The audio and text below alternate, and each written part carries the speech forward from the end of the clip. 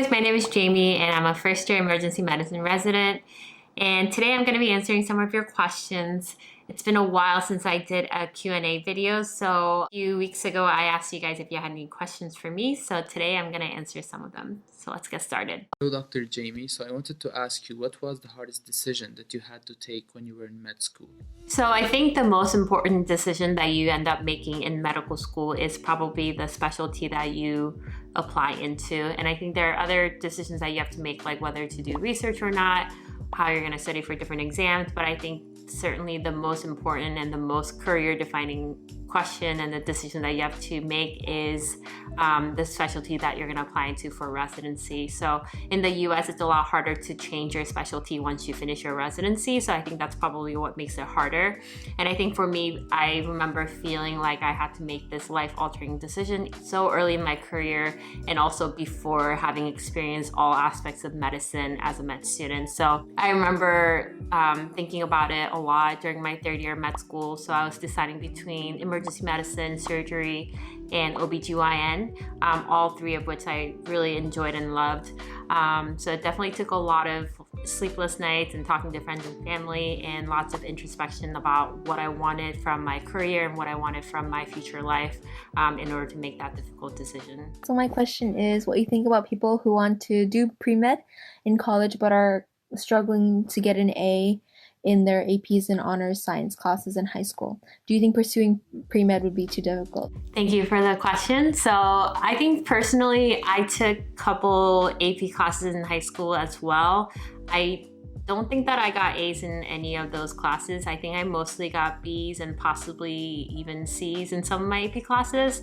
I think the short answer is that your high school grades don't really matter that much when it comes to applying to medical school, or even to determine whether you're good at science or not. But I think that having the attitude of wanting to do well in class is important. And I think come college and pre-med courses, if you keep that attitude up and try to do as well as you can in those classes, and you'll be just fine applying to medical school. Hey Jamie, it's Waldo from UTRGV. I just wanted to ask you, how do you find the motivation or your drive to do all your daily activities, like your gym, hanging out with friends and family, your job?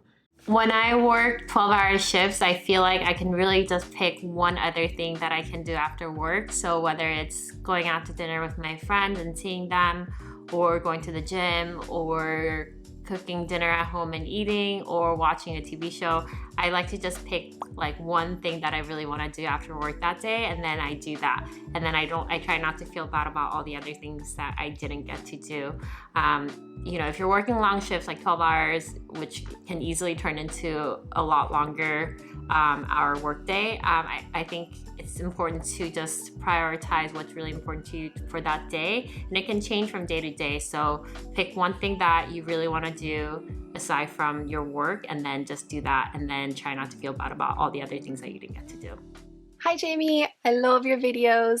My question is, do you think you will stay in New York with Bay and Candy, or do you see yourself maybe moving somewhere else, or even leaving America? Thanks so much. I think that's a great question. I love being in New York City, and I think the reason why I like emergency medicine is probably the reason why I love New York City. It's very fast-paced. There's lots of things going on all the time. I have thought about moving to a very different location. I would love to maybe one day live in Hawaii. I thought about maybe visiting Texas and seeing if that's a place where I might like to live. I have some family in California, so that's another option. Also, I love Pacific Northwest, so Oregon and Washington. I love those states as well. So definitely, I don't think I'm forever tied to New York City. I'm definitely thinking about other options too, but I think for the time being, especially during residency, I'll definitely be here in New York. Hey Jamie, here's a quick question for you.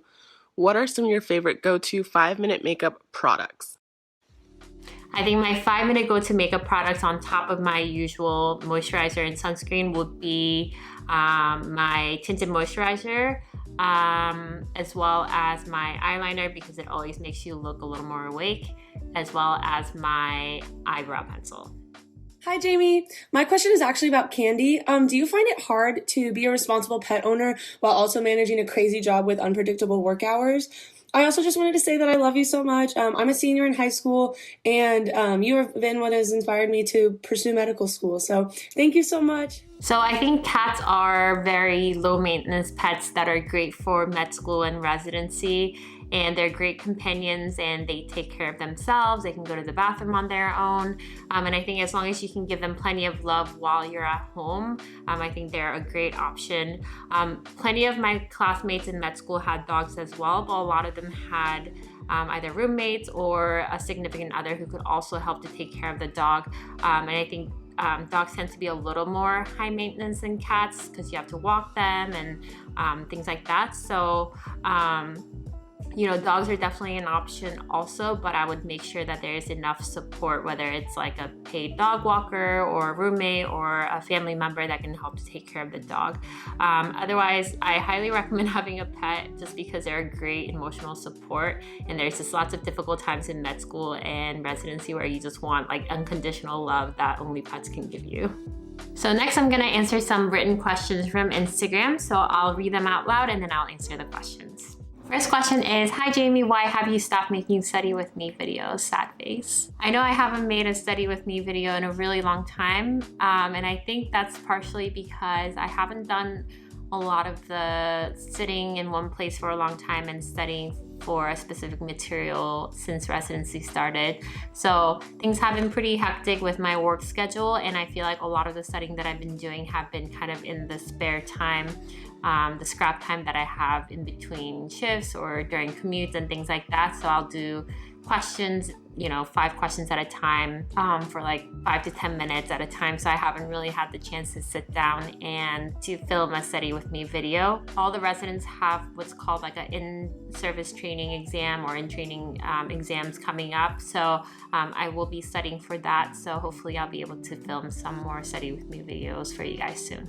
Next question is, what's the most rewarding part about what you do? So I've only been doing my job for a few months now, so I don't have a ton of experience, but I have to say the most rewarding part about my job is when the patient finally gets discharged from the emergency room or when they finally leave the hospital and they make a point to find you and stop you and say, thank you, Dr. Lee, for taking care of me, or thank you for everything that you did, even if I didn't do anything, even if all I did was give them fluids or give them some simple medications, but it made them feel better.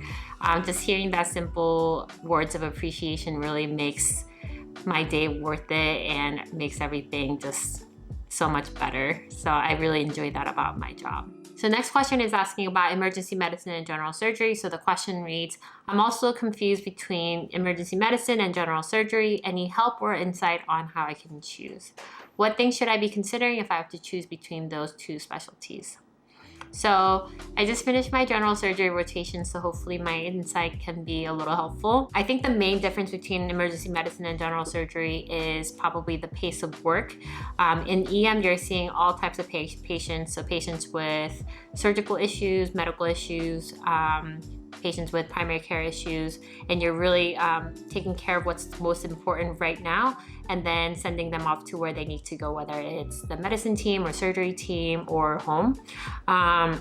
In surgery, you have a more focused patient population, so you're mostly seeing patients with surgical issues. So your work as a resident is a lot different. So you do a lot more of the floor work as well as spending time in the OR for surgery cases. So you might be rounding and you might be scrubbing into OR cases. I think in EM, there are also like procedures that you can do in EM, but it's not as extensive as being in general surgery. So you might be doing chest tubes and intubations and some laceration repairs and things like that, but you will never be, or rarely would you be opening somebody up in the emergency department to do any kind of surgical procedure. So I think the best way to decide really is to do your rotations as a third-year medical student and then experience both of those specialties for yourself. So next I'm going to be answering some questions from YouTube comments. So let's start with a question from Miriam. How do you manage work plus study plus healthy eating plus working out plus relationships plus social life and still be so calm and composed and stress-free? I definitely don't think that I manage all these things well all the time. If anything, I do some of these things well sometimes. I think that's probably true for everyone. I don't always eat healthy. I don't always get to work out. I don't always keep in touch with my friends, and I don't always do everything that I need to do for work.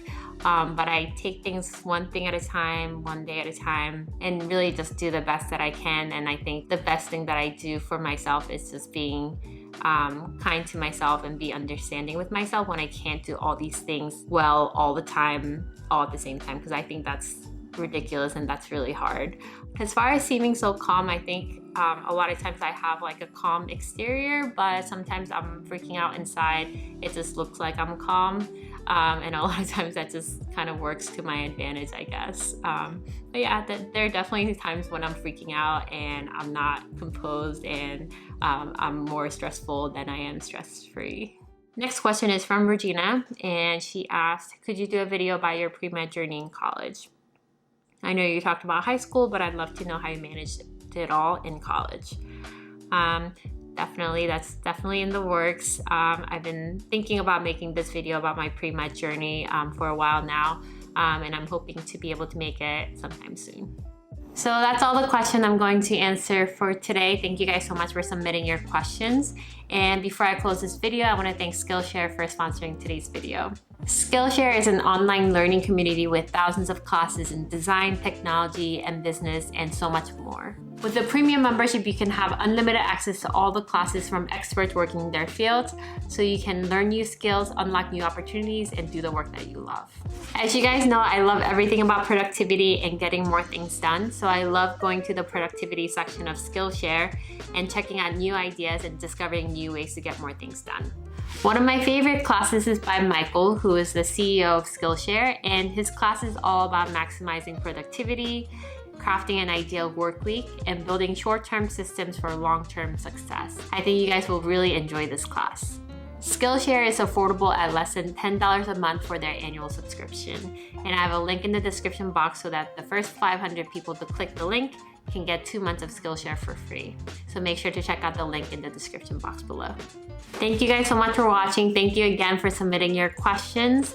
If you want to check out any other new videos, make sure to check it out on this side. And if you want to support the channel, you can go to TheStriveToFit.com for some new merchandise. And as always, you guys can follow me on Instagram and Twitter at TheStriveToFit. And I will see you guys in the next video. Bye!